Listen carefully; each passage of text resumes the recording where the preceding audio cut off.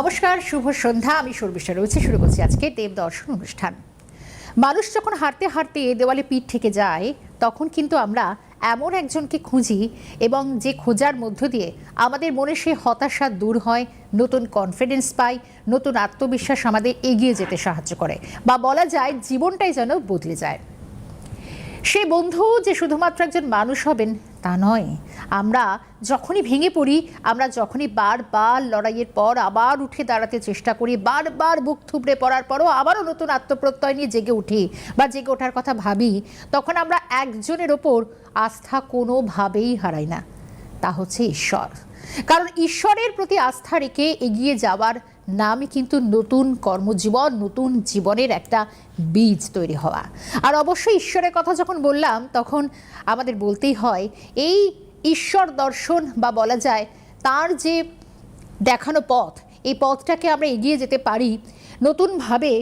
ঈশ্বরের প্রতি কিন্তু অনাস্থা রেখে আমরা কেউ চলতে পারি না। তাই তাদের প্রতি শ্রদ্ধা জানিয়ে কিন্তু অবশ্যই যারা পথে এগিয়ে যাচ্ছেন বা নতুন করে হয়তো মনে হচ্ছে যে অনেকটা ভেঙে পড়ছে, আর বোধহয় এগুলোর কিছু নেই, আজকে দেবদর্শন অনুষ্ঠান তাদের জন্য। কারণ আমাদের সঙ্গে রয়েছেন আর আচার্য দেবদত্ত, কারণ একই সঙ্গে বলতে হয় ঈশ্বরের ফাউন্ডার, চেয়ারম্যান। আর অবশ্যই এর আগের দিন অনুষ্ঠানেও আমরা বলেছিলাম যে 1 মার্চ কিন্তু ঈশ্বরের মন্দির প্রতিষ্ঠা হতে চলেছে, আর সেটা নিয়ে আমরা আলোচনায় আসবো। কিন্তু আজকের বিষয়টাও আপনাদের কাছে বলে দেওয়ার চেষ্টা করব, তা হচ্ছে আমরা বিশেষ একটা যোগ পাচ্ছি, তা হচ্ছে শিবরাত্রির যোগ। আর শিবরাত্রিতে যে বিশেষ যোগ তৈরি হচ্ছে, সেখানে এই যে ভেঙে পড়া, এই যে মানসিকভাবে আঘাত পাওয়া, নানাভাবে ঘাত প্রতিঘাত সহ্য করতে করতে যে সমস্যাগুলো জীবনে উদয় হচ্ছে, তা হচ্ছে দাম্পত্য কলহ বা নানাভাবে বিচ্ছেদ, বা বলা যায় বিয়ের আগে মাঙ্গলিক দোষ। এই প্রত্যেকটা জিনিস নিয়ে আজকে আমরা আলোচনা করবো। আর অবশ্যই তার আগে দেবদর্শন অনুষ্ঠানে আচার্য দেবদত্তদাকে আজকের অনুষ্ঠানে আরও একবার স্বাগত জানাবো। দেবদত্তদা, স্বাগত আরও একবার। ওম হরি ব্রহ্ম। দেখুন, একং ব্রহ্ম প্রেমং পরমম, যেটা ঠাকুর বলে গেছেন, অদ্বৈত বেদান্তবাদেও যেটা আমরা পাই শঙ্করাচার্যের, আদি শঙ্করাচার্যের, মানে ব্রহ্ম একই, কিন্তু সেই ব্রহ্মকে আমরা পাবো কী করে? সেখানেই চলে আসে চৈতন্যদেবের গৌড়ীয় ভক্তিবাদ, এবং সেই ভক্তিবাদে যেখানে আসছে প্রেম, সেই প্রেমের মধ্য দিয়ে আমরা পাবো হচ্ছে ঈশ্বরকে। তো সুতরাং ব্রহ্মকে পাওয়ার রাস্তা হচ্ছে প্রেম দিয়ে। সুতরাং প্রেমই সমস্ত কিছুর ঊর্ধ্বে, সমস্ত কিছুকে নিয়ে যাওয়ার একটা জায়গাতে, সমস্ত কিছুর ইয়েতে। তো এই যে একং ব্রহ্ম প্রেমং পরমম, আমাদের ঈশ্বরী মা, যিনি মানুষকে অভয় দেন, যিনি মানুষকে মানুষের জীবনের, মানুষের সমস্ত জায়গাকে তিনি ভরিয়ে দেন, তিনি আসছেন 1 মার্চ 2026, ঠাকুরের জন্মতিথি, শ্রীরামকৃষ্ণ পরমহংসদেবের জন্মতিথি সেদিন। এবং এই যে স্বপ্নাদেশের মা, এই মা আসছেন কিন্তু একদম শুধু মাতৃরূপে নয়, একদম পরিবারের একজন সদস্যা হিসেবে, যার কাছে এমন একজন মা, যার কাছে আপনি যদি কখনো কখনো ভুল করেন, কখনো অন্যায় করেন, তিনি আপনাকে বকেন না।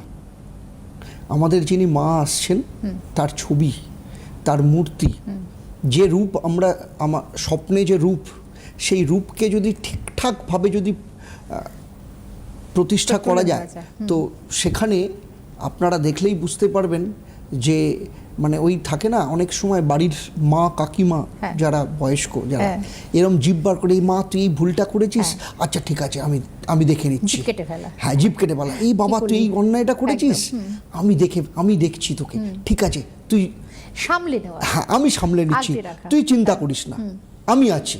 এই যে আমি আছি, তুই চিন্তা করিস না, এইটা হচ্ছে সেই মা। আর রামকৃষ্ণদেব রয়েছেন, মা তো রয়েছেন, সারদা মা রয়েছেন। আর খুব সুন্দর জিনিস আমি বলি, ভগবান শ্রীকৃষ্ণ যে রূপ এখানে আসছে, সেই রূপ হচ্ছে পরিবারের বা পাড়ার সেই ডানপিটে ছেলেটা, যে ছেলেটা সারা দিন ধরে দুষ্টুমি করে বেড়ায়, এর বাড়িতে এর গাছে ওঠে, ওর বিয়ে করে, বিভিন্ন রকম করে, কিন্তু সবার বিপদে সে আগে ঝাঁপিয়ে পড়ে, সবার বিপদে সে প্রথমে কিন্তু একদম মানে রক্ষাকারী হিসেবে এগিয়ে যায়, ঢাল হয়ে দাঁড়ায়। সেই পাড়ার সেই ডানপিটে ছেলেটা রাত্রির 12টার সময় কারুকে সমস্যা হয়েছে, সে একা দৌড়লো সেই সমস্যা মেটাতে। ভগবান শ্রীকৃষ্ণ সেই রূপে আসছে। আর রাধা আসছেন, আমরা প্রত্যেকে যে রূপ আমরা কল্পনা করি, আমাদের মনে হয় এই রকম একটা প্রেমিকা যদি আমার জীবনে আসতো, যদি এই রকম প্রেম যদি আমার জীবনে আসতো, আমার জীবনটা পাল্টে যেত। যার মুখের দিকে তাকিয়ে মনে হয় আমার সমস্ত রাগ দুঃখ সমস্ত বেদনা সমস্ত কিছু জল হয়ে গেল। এই যে প্রেম পাওয়ার যে রাস্তা, সেই জায়গাটাই রাধা আসছেন। আর শ্রী রামচন্দ্র আসছেন বাড়ির বড় ছেলে হিসেবে, যিনি সমস্ত দায়িত্ব নিয়ে থাকেন একদম নিজের কাঁধে, সংসারকে আগলে রাখেন। আর মা সীতা আসছেন রাজরানী হিসেবে, সংসারের একদম কর্ত্রী হিসেবে, যিনি সংসারের যে কোনো কিছু ওই থাকে না আগেকার দিনে মা ঠাকুমারা, সেই চাল এসছে সেখান থেকে এক মুঠো চাল আমি সরিয়ে রাখলাম, যাতে যখন মানে অশুভ মানে যখন সমস্যা আসবে সেই চালটা আমার জীবনে কাজে লাগবে। তার মানে সংসারকে পূর্ণরূপে ভরিয়ে দেওয়ার জন্য সেই রূপ হচ্ছে মা সীতা। এত সুন্দর একটা বিবরণ, মানে এটা আমরা জানতাম না, মানে ঈশ্বরের যে মন্দিরে যেভাবে এই প্রতিষ্ঠাটা হতে চলেছে, মানে আমরা যেভাবে দর্শন পাবো। আসবো, আলোচনা তো অবশ্যই থাকছে, বিষয়বস্তু তো অবশ্যই আসতে হচ্ছে। তার আগে প্রথম কলার এসে গিয়েছেন, দেখি আজকের বিষয়ের উপর তিনি কি বলেন। নমস্কার, কে রয়েছেন আমাদের সঙ্গে? আমি জলপাইগুড়ি থেকে বলছিলাম। হ্যাঁ, জলপাইগুড়ি থেকে বলুন। হ্যাঁ, আমি আমার দাদার জন্য জানতে চাই। হ্যাঁ বলুন। নমস্কার, বলুন। দাদা ডেট অফ বার্থ বলবো? হ্যাঁ বলুন, ডেট অফ বার্থ বলুন। 21/1/1981। 21/1/1981। হ্যাঁ। সময় হচ্ছে রাত্রি 9টা। কোথায় জন্ম? জলপাইগুড়িতে জন্ম, রাত্রি 9টা, বুধবার ছিল। হ্যাঁ। সিংহ লগ্ন, কর্কট রাশি, অশ্লেষা নক্ষত্র, বুধের দশায় জন্ম। আপনার দাদার জন্মছকে যেটা দেখা যাচ্ছে, লগ্ন দ্বিতীয় স্থানে বৃহস্পতি শনি, পঞ্চম স্থানে শুক্র, ষষ্ঠে রবি বুধ মঙ্গল কেতু, আর দ্বাদশ স্থানে চন্দ্রের সাথে রাহু বসে আছে গ্রহণ দোষ করে। দেখুন, প্রথম কথা হচ্ছে আপনার দাদার লাইফটা না অনেকটা ওই ইসিজির যে পেপার থাকে না, দেখবেন কার্ভ উঠছে নামছে সেই রকম। লাইফে স্টেবিলিটি নেই, ভীষণভাবে টেনশন থাকে সবসময়। আর সবথেকে বড় জিনিস হচ্ছে কর্মস্থান নিয়ে ভীষণ সমস্যা থাকবে, কর্মের জীবন নিয়ে ভীষণ সমস্যা থাকবে, কর্মের স্টেবিলিটি নিয়ে মারাত্মক সমস্যা থাকবে। দ্বাদস্থানে চন্দ্র রাহু গ্রহণ দোষ, যে কারণের জন্য অন্যরা যে রাস্তা দিয়ে গেলে সাকসেস পায়, উনি সেই রাস্তা দিয়ে গেলে অসফলতা পান। এরকম কোনো অভিজ্ঞতা হচ্ছে? এই জিনিসই হবে। অ্যাকচুয়ালি ও প্রাইভেটে জব করতো, কিন্তু দীর্ঘদিন ধরে ও ওই জবটা চলে যাওয়ার পরে আর মানে এখন আর অনেক চেষ্টা করছে, পাচ্ছে না। তার কারণ একটাই, তার কারণ আপনার দাদার ক্ষেত্রে দ্বিতীয় স্থান মানে অর্থ, দ্বিতীয় স্থান মানে আমরা যে কমিউনিকেট করি আমাদের বাকশক্তি, সেই অর্থ বাকশক্তি আর দ্বাদশ স্থান দুস্থান, এই দুটো জায়গা আপনার দাদার ক্ষেত্রে অত্যন্ত অশুভ। এর আগে কাউকে দেখানো হয়নি? দেখানো হয়নি স্যার। এর আগে দেখালে ভালো হতো, আপনার দাদার এতদিন ধরে বেকারত্বের জায়গাটা থাকতো না। দ্বিতীয় কথা হচ্ছে এই কারণে যেটা হয়েছে, আপনার দাদার ক্ষেত্রে ভীষণ নেগেটিভ একটা জায়গা তৈরি হয়েছে ভীষণভাবে। ঠিক আছে, একটু পারিবারিক জীবনটা জানতে চাই। পারিবারিক জীবনও ভালো নয় ওনার ক্ষেত্রে, পারিবারিক দিক থেকেও সমস্যা থাকবে। পরিবারে এমনিতেই আমি তো বলছি না, হবে না তো ঠিক আছে। এবং ইদানিংকালে দেখবেন আপনার দাদার চোখ নিয়ে সমস্যায় ভুগবেন, বিশেষ করে ডান চোখের সমস্যায় একটু ভুগতে পারেন। আচ্ছা, ঠিক আছে। আছে এই সমস্যাটা রয়েছে, কোনো চোখের সমস্যা? রিসেন্টলিও মানে চশমা নিয়েছে ও। হ্যাঁ, পাওয়ারের সমস্যা। এবং সেই পাওয়ারের ক্ষেত্রে দেখবেন ডান চোখের পাওয়ারের ব্যালেন্সের প্রবলেম থাকবে। হ্যাঁ, দুটো চোখের মধ্যে ডান চোখের প্রবলেম থাকবে। ওর কি জবের ব্যাপারটা কোনো দেখুন, দ্বিতীয় স্থান দ্বাদশ স্থান যতক্ষণ না ঠিক করবেন না, ততক্ষণ পর্যন্ত ওই প্রতীক্ষা করা ছাড়া কোনো উপায়ে থাকবে না। তার কারণ হচ্ছে এই প্রতীক্ষা, দীর্ঘ দিনের প্রতীক্ষা, এই প্রতীক্ষার ক্ষেত্রে সমস্যা হবে। এটাই ফ্রাস্ট্রেশন বাড়বে, বয়স বাড়বে, আলটিমেটলি কিছু হবে না। Ultimately তাই কিছু আমার হবে না। সাজেশন ইমিডিয়েট এই জায়গাটাকে ঠিক করুন, কারণ এই যে মৌনী অমাবস্যা থেকে শুরু হয়েছে একদম শিবরাত্রি পর্যন্ত এই সময় হচ্ছে স্থিতিশীলতার সময়। এই সময় এই সমস্যাগুলো মেটানো মানে হচ্ছে জীবনের স্থিতিশীলতাকে ফিরে পাওয়া। ঠিক আছে? বেশ, ফোন করার জন্য ধন্যবাদ। এটা আমরা আগের দিনও আলোচনা করেছিলাম এবং মনে হয় শিবরাত্রি আসা পর্যন্ত আমরা বারবার বলবো দেবদত্তদা, কারণ মানুষ তো আমরা প্রত্যেকে একটা স্থিতিশীলতা লাইফই চাই। কে চায় ও যত্নে ভরা একটা জীবন, কিন্তু হয় কোথায়, কজনের ভাগ্যে এটা জোটে। এবং বিষয় হচ্ছে যে এই যে যোগটা নিয়ে বলছিলাম, শিবরাত্রিতে স্পেশাল যোগটা আমরা বারবার বলছি, যে মাঙ্গলিক দোষ, দাম্পত্য কলহ, এই এতগুলো সমস্যা নিয়ে যারা সত্যি আবর্তিত তাদের কি করা উচিত? প্রথম কথা হচ্ছে মাঙ্গলিক দোষকে আমরা অনেক রকমভাবে কি হয়, মাঙ্গলিক দোষ আমরা ম্যাক্সিমাম ক্ষেত্রে আমরা নেগলেক্ট করি। আচ্ছা, ঠিক আছে, মঙ্গল আছে, ঠিক আছে, আগে দেখি তো আমার রাশি কি আছে, রাশির সাথে মিলছে কিনা, গণের সাথে মিলছে কিনা। আপনার পুষ্টি রাশির বিচার সাথে করতে মিলছে চলে না, যায় অনেকে, হ্যাঁ। আপনার গণের সাথে মিলছে না, কিন্তু মাঙ্গলিক দিক থেকে মিলেছে, জানবেন সারা জীবন ঝগড়া করবে, আচ্ছা, সারা জীবন একে অপরের সাথে পেয়ে থাকবে, কিন্তু ঝগড়া করার সাথে সাথেও একে অপরের পরিপূরক থাকবে। অনেকে থাকে না, সামনে হাজব্যান্ড ওয়াইফের ঝগড়া হচ্ছে, কিন্তু একে অপরের জন্য কিন্তু পরিপূরক, আচ্ছা, একে অপরের কিন্তু মানে কোথাও না কোথাও দুজনের মধ্যে কিন্তু প্রেমটা মানে রয়েছে, বন্ডিংটা মারাত্মকভাবে রয়েছে। আর ওই গণ মিলিয়ে ফেলুন, রাশি মিলিয়ে ফেলুন, মঙ্গলের মাঙ্গলিক যদি অশুভ থাকে, হাজার কিছু মিললেও 36 গুণ মিললেও কিন্তু সেই বিবাহিত জীবন কিন্তু টিকবে না। এবার মজা হচ্ছে যে মাঙ্গলিক সমস্যাটা নিয়ে কিন্তু আমরা অনেকেই, মানে সাধারণভাবে অনেকেই জানে না, বা জানলেও হয়তো সেটাকে ওই যে আপনি যেটা বলেন এড়িয়ে যাওয়া। আসবো পরে একটা ফোন নিয়ে নি। নমস্কার, কে রয়েছেন আমাদের সঙ্গে? হ্যালো, সুখা বেহালা থেকে বলছি। হ্যাঁ, বলুন, বলুন। বলুন। হ্যাঁ, বলছি দাদা আমার ডেট অফ বার্থটা বলি। হ্যাঁ, বলুন। নিজের সম্বন্ধে জানতে চাইছেন? নভেম্বর 1968। কত নভেম্বর বললেন? 19 নভেম্বর। 19 নভেম্বর, হ্যাঁ, 19 নভেম্বর 1968। 68 মঙ্গলবার দুপুর 2:15। দুপুর 2:15। কোথায় জন্ম বললেন? ওই বেহালাতে চিত্তরঞ্জন হসপিটাল। তার মানে ছিল মঙ্গলবার, মঙ্গলবার। মীন লগ্ন, তুলা রাশি, হ্যাঁ, স্বাতি নক্ষত্র, রাহুর দশে জন্ম। আপনার সমস্যা কি জানেন? আপনি ভালো মানুষ সাজতে গিয়ে লাইফে প্রচন্ড পরিমাণে সমস্যায় পড়েছেন। যাদের যাদের জন্য করেন তাদের কাছ থেকেই আপনি সমস্যায় পড়েন। আর দ্বিতীয় কথা হচ্ছে আপনার শরীর এবং আপনার পারিবারিক জীবন, এই দুটো জায়গাতেই আপনার সমস্যা থাকবে। আপনি নিজের মতো করে লাইফকে তৈরি করতে পারছেন না, শারীরিক দিক থেকে সমস্যার মধ্যে ভুগছেন, কি ঠিক তো? হ্যাঁ, শারীরিক সমস্যা এখন খুব হচ্ছে। হবে তো। আর মানে আগে যেটা বললেন, একদম ওনার মনের মতো উনি সাপোর্ট উনি পান না কারোর। উনি চুপ করেছিলেন, ব্যালেন্স করতে চান লাইফে, একদম। অনেক কিছু ব্যালেন্স করে চলতে চান, আর এবং ব্যালেন্স করে চলছেন বলে উনি টিকে আছেন। মানে সকলের মন রক্ষা করা, সকলের যত্ন করে হ্যাঁ। চলা। অ্যাকচুয়ালি আমি কিন্তু প্রফেশনে অ্যাডভোকেট। হ্যাঁ, আমি আলিপুর কোর্টে প্র্যাকটিস করি, পুলিশ কোর্টে আমার চেম্বার। হ্যাঁ। কিন্তু আমার প্রফেশনটা আমার মনের মতো জব স্যাটিসফ্যাকশন একদম। হ্যাঁ, তার কারণ কেন জানেন? বর্তমান সময় দাদা, আমি কিছুদিন আগে আপনার ওই সম্মুখেশ্বরে গিয়েছিলাম, আমার কালসর্পদোষটা কাটিয়ে এসেছি ওখান থেকে।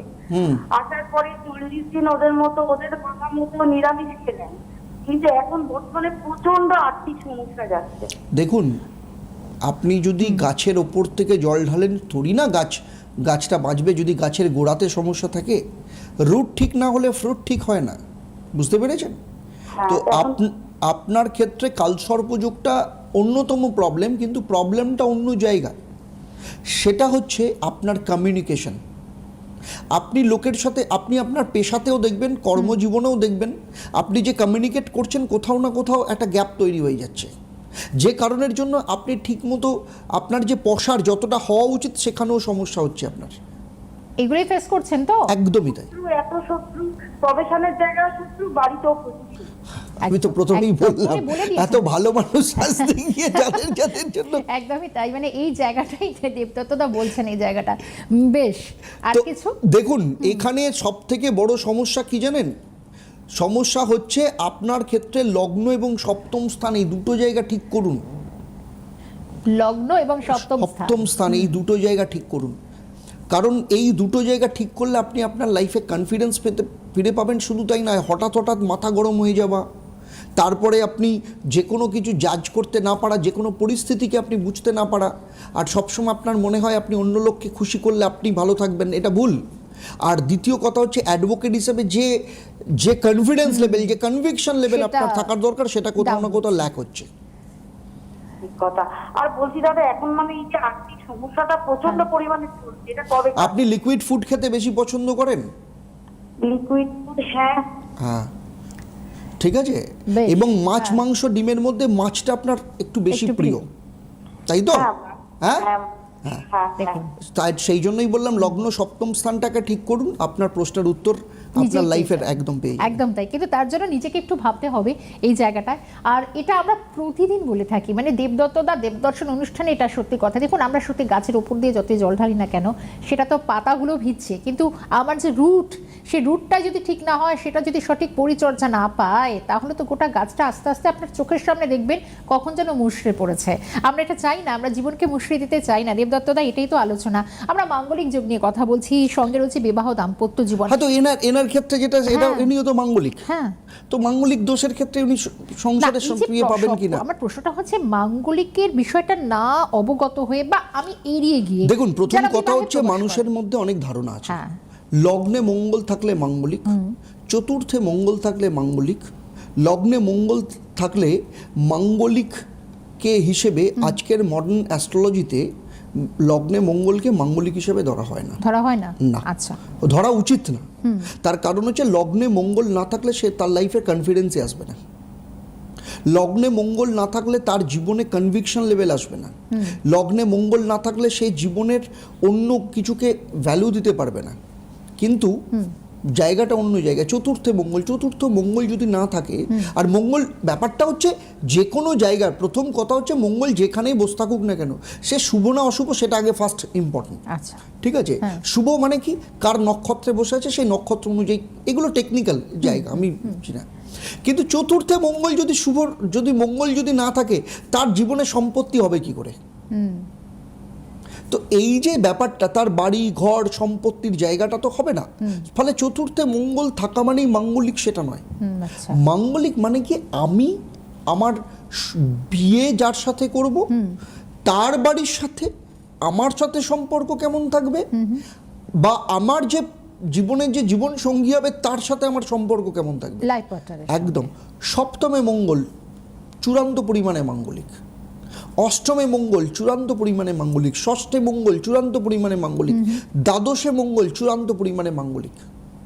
আবার দশম স্থানে যদি মঙ্গল অশুভ থাকে, আরেকটা খুব সুন্দর জিনিস হয়, চতুর্থের অপোজিট দশম স্থানে মঙ্গল যদি অশুভ থাকে, তাহলে যেটা হয়, ক্যারিয়ারের জন্য বিবাহিত জীবনে সমস্যা। ক্যারিয়ারের জন্য? আরে বাবারে, ক্যারিয়ারের জন্য, দুটোই গুরুত্বপূর্ণ। হ্যাঁ, ক্যারিয়ারের জন্য বিবাহিত জীবনে সমস্যা, ক্যারিয়ারের ফোকাস করতে গিয়ে বিবাহিত জীবনে সমস্যা হয়ে যায়, কিংবা ক্যারিয়ারের ক্ষেত্রে এমন কারোর সাথে রিলেশন তৈরি হয়ে যায় যে কারণে আমরা যেটাকে বলি পরকীয়া বা এই ধরনের বিবাহিত জীবনের সেই জায়গাটাতে। হ্যাঁ, একদম। যদি দশম স্থান অশুভ থাকে, মঙ্গল যদি দশম স্থানে অশুভ অবস্থায় থাকে, তাহলে তার জীবনে আইনি সমস্যা আসবে। ডিভোর্স হতে পারে, কোনো আইনি লিটিগেশন হতে পারে। এই যে ক্ষেত্রে দেখা যায় না যে বিভিন্ন ক্ষেত্রে খোরপোশ মামলা, যে এই ধরনের জায়গা, বা উল্টো দিক থেকে ডাউরির কেস যেগুলো থাকে, বছরের পর বছর চলছে, কিন্তু ডাউরি কেস যেটা, যে দেনা পাওনা সংক্রান্ত সমস্যা, বিয়ের পর দেনা পাওনার জন্য অত্যাচার হওয়া, এইগুলো প্লাস আরও অনেকগুলো ব্যাপার আছে। সেটা হচ্ছে মাঙ্গলিক দোষটা এতটাই ভয়ঙ্কর হয়, মাঙ্গলিক দোষের সাথে ডাইরেক্ট অ্যালাইন, যে তার শাশুড়ির সাথে তার সম্পর্ক কেমন থাকবে, আচ্ছা, শ্বশুর বাড়ির সাথে সম্পর্ক কেমন থাকবে, তার যা যদি থাকে জায়ের সাথে সম্পর্ক কেমন থাকবে, তার ননদ থাকলে ননদের সাথে সম্পর্ক কেমন থাকবে। আবার অন্য দিকটাও ইম্পর্টেন্ট, যে বিয়ের পর একটা ছেলের বিয়ে দিচ্ছে, মেয়েটি বাড়িতে আসছে, মেয়েটি আসার পর তার বাড়ির অ্যালাইনমেন্টটা নষ্ট হয়ে যাচ্ছে কিনা মেয়েটির জন্য, যে বিয়ে করে আসছে। হ্যাঁ, আবার সকালবেলায় একবার, দুপুরবেলা একবার, সন্ধেবেলা একবার, রাত্রিবেলা একবার, 4 বার সেই মেয়েটির মা ফোন করছে, কি খেয়েছিস, কি করছিস, তুই এত কেন কাজ করছিস, তুই এটা করছিস কেন সারা দিন ধরে, তুই তোর এটা কেন দরকার, তোর এটা কি দরকার, এই করে কি হচ্ছে, শ্বশুর বাড়িতে ঝামেলা।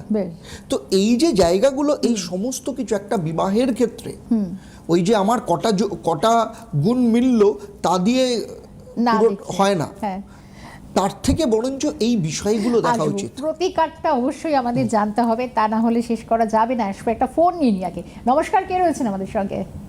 হ্যাঁ আমি আছি। হ্যাঁ বলুন, কে শুনছি। রয়েছেন বলুন। বলছি আমার ছেলের ব্যাপারে আমি জানতে চেয়েছিলাম। হ্যাঁ বলুন হ্যাঁ, বলুন। বলুন ছেলে ডেট অফ বার্থ।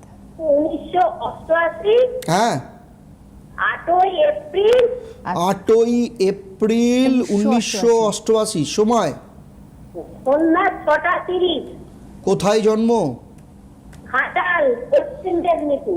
ঘাটাল। বেশ। শুক্রবার।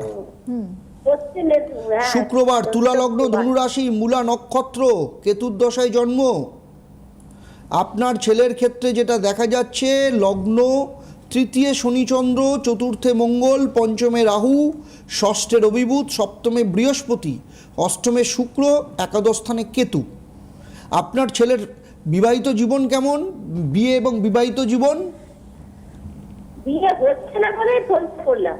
তার আচ্ছা। ব্যাপারটা হচ্ছে আপনার ছেলের ক্ষেত্রে সপ্তমপতি যে মঙ্গল, সে চতুর্থ স্থানে বসে আছে। ছেলের কর্মস্থান ভালো, তাই তো? হ্যাঁ, ছেলে কাজ করে। কর্মস্থান ভালো, কর্ম নিয়ে কোনো সমস্যা নেই, কর্ম জায়গাটা ঠিক আছে, কিন্তু সেই কর্ম থাকা সত্ত্বেও বিয়ে হচ্ছে না। তাহলে কি মাঙ্গলিক? বিয়ে বিবাহিত জীবনে না, এ মাঙ্গলিক নয়। কিন্তু কথাটা হচ্ছে সপ্তম স্থানে বৃহস্পতি থেকে তবুও বিয়ে হচ্ছে না। তার কারণ হচ্ছে তৃতীয় স্থান আর একাদশ স্থানের ক্ষেত্রে অশুভ হয়ে রয়েছে। ও, এই জায়গার জন্য তৃতীয় স্থান এবং একাদশ স্থান অশুভ থাকা মানে পঞ্চম স্থান অশুভ। আর পঞ্চম স্থানের অধিপতি গ্রহ শনিচন্দ্র পুনর্ভু যোগ করে রয়েছে, যে কারণের জন্য আপনি দেখছেন কিন্তু কোনোভাবেই সেটাকে ম্যাচিওর করছে না। কতদিন সম্বন্ধ ধরে আসার চলছে? ক্ষেত্রে হ্যাঁ। সমস্যা আসছে। কতদিন ধরে চেষ্টা চলছে? অনেক দিন থেকে চেষ্টা করছি, মাঙ্গলিক কাটালাম। ভাই মাঙ্গলিক আপনার এইটাই তো সমস্যা, আপনার ছেলের মাঙ্গলিকই নয় তো মাঙ্গলিক কাটিয়ে কি করবেন? আর 2 নম্বর কথা হচ্ছে এইভাবে মাঙ্গলিক কাটিয়ে কিছু হয় না, ঠিক আছে? আপনাকে কেউ বলেছিল ছেলে কিসের মাঙ্গলিক? জন্য বাধা হচ্ছে? হচ্ছে না কেন? হচ্ছে না একটাই কারণে, তৃতীয় স্থান যোগাযোগ আসছে না, যোগাযোগ ম্যাচ করছে না। আর পঞ্চম স্থান আর তৃতীয় স্থান অশুভ হয়ে রয়েছে, হবে কোথা থেকে? বুঝতে পারলাম? কিন্তু উনি মাঙ্গলিক কাটিয়েছেন। হ্যাঁ, তো চতুর্থ, হয়তো এক্ষুনি কি কোনোরকমে- বললাম আমি, অনেকে Exactly. ভাবে চতুর্থ স্থানে হ্যাঁ, আমি মঙ্গল, ওই জন্য জিজ্ঞেস চতুর্থ করলাম। স্থানে মঙ্গল হ্যাঁ। না হলে এর ক্ষেত্রে জীবনের স্থিতিশীলতা আসতো কি করে? কেরিয়ারের ক্ষেত্রে আমি কি বললাম, Exactly, ওই জন্য বললাম কেরিয়ারের চতুর্থে ক্ষেত্রে মঙ্গল। স্থিতিশীলতা আছে, হ্যাঁ, ঠিক আছে? এর ক্ষেত্রে একাধিক সম্পত্তির যোগ আছে, আচ্ছা, ঠিক আছে? এর কিন্তু একাধিক সম্পত্তির যোগ আছে, সমস্ত কিছু রয়েছে, কিন্তু বিয়ের জায়গাটা ম্যাচিওর করছে না। তৃতীয় স্থান আর একাদশ স্থান অশুভ, আসল এই পঞ্চম জায়গায়। স্থান অশুভ, একদম। সেই কারণে হচ্ছে না। বেশ। বুঝতে পারলাম? একদম। অনেক ধন্যবাদ ফোন করার জন্য। আমি একদম অনুষ্ঠানের শেষে চলে এসেছি।